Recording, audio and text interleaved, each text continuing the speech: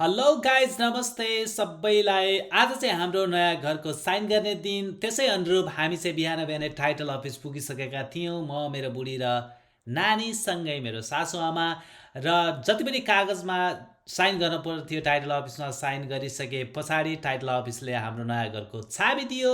चाबी दिइसके पछाडि अबेलाई भए पनि घर चाहिँ एकचोटि पुग्नुपर्छ भन्ने हिसाबले अर्थात् मम्मीले भन्नुभयो। त्यस हिसाबले चाहिँ हामी नयाँ घरमा पुग्यौँ। नयाँ घरमा छोरीले आफ्नो खेल्ने ठाउँ हेर्दै थिइन् होला भनेपछि धेरै खेल्ने ठाउँ छ भन्दै चाहिँ मुस्कान दिँदै थिइन् छोरीले चाहिँ।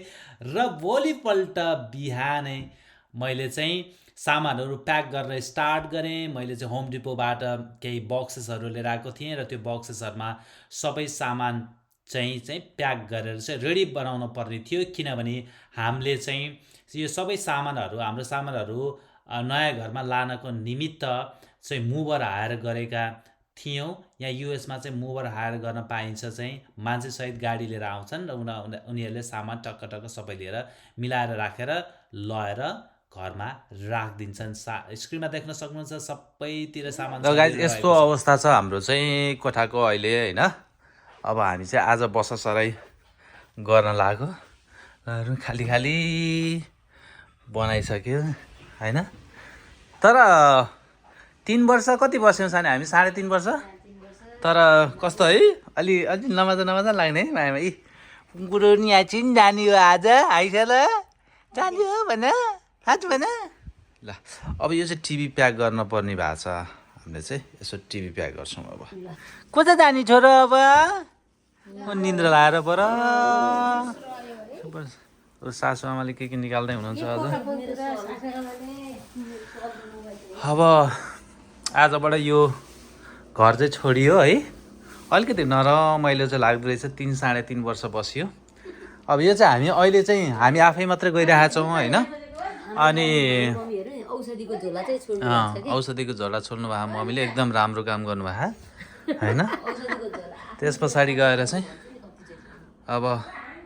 अब यो चाहिँ हाम्रो बाँकी सामानहरू चाहिँ हामीले मुभर हायर गरेका छौँ होइन। मुभर आउँछ र मुभरले चाहिँ लिएर जान्छ। बाँकी चाहिँ हामीले सानो खाद्रा खुद्रुक चाहिँ हामी आफैले लिएर जान लाग्छौँ। साथीहरू यसरी झोलासोला बोकेर हिँड्यो होइन। अब यो सानो सानो सामान चाहिँ आफैले लिएर जानु पर्यो भनेर हो आफ्नो गाडीमा होइन। सासु आमाले पनि झोलासोला बोकेर हिँड्ने हुनुहुन्छ। अब मम्मी यहाँ चाहिँ हुन्छ। गाडी यस्तो प्याक छ। माथि छोरी र बुढीलाई फेरि लिन जानु पर्यो थप सामान। चल जाम निदाई बरा मेरो छोरी निदाई। ल हामी चाहिँ रेडी भयौँ। ल मेरो फोटो पो देखाउँछ त। ल हामी चाहिँ निस्क्यौँ। अब रान कस्तो ओठ फुटेको मेरो क्या थाहा ओके। यहाँ घर जानला भएर मेसो नपाउनु भयो कि। अब हामी निस्क्यौँ साथीहरू। घर छोडेर कता जाने? अब घरै जाने हो के रेडी हो? सानो पछाडि सब नानीलाई बेला सिलबेल लगाइदेऊ। ल ओके।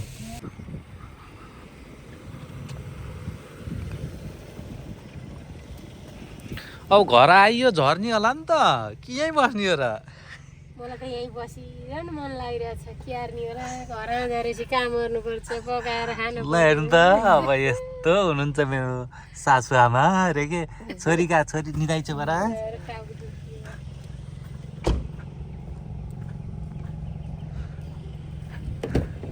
छोरो सुती छिन् मेरो। चल के भयो अरे? हाम्रो पनि घर भयो आफ्नो होइन। थाई घर भयो है त। अब ल के नाच्छ जाऊ तिमी? अब के अनि ओके।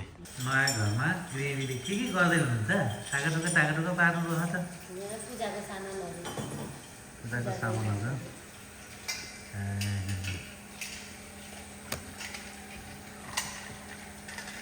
फुल भएन के? फुल भएन भन्नलाई हिजो तिमीलाई अन्त नि मैले अब लड्डु सड्डु त लिएर आएँ नरिवलले लिएर आएँ फुलै भनेन हौ मैले नै दिमागमा मेरो हिजो कति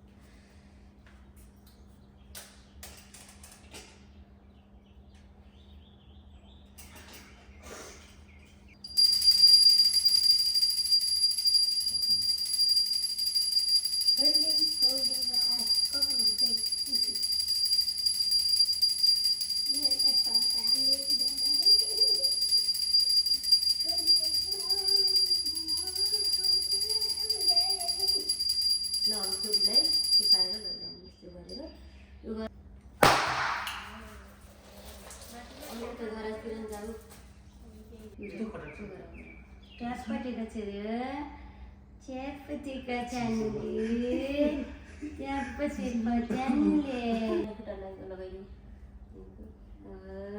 च्यानको अर्को बिटा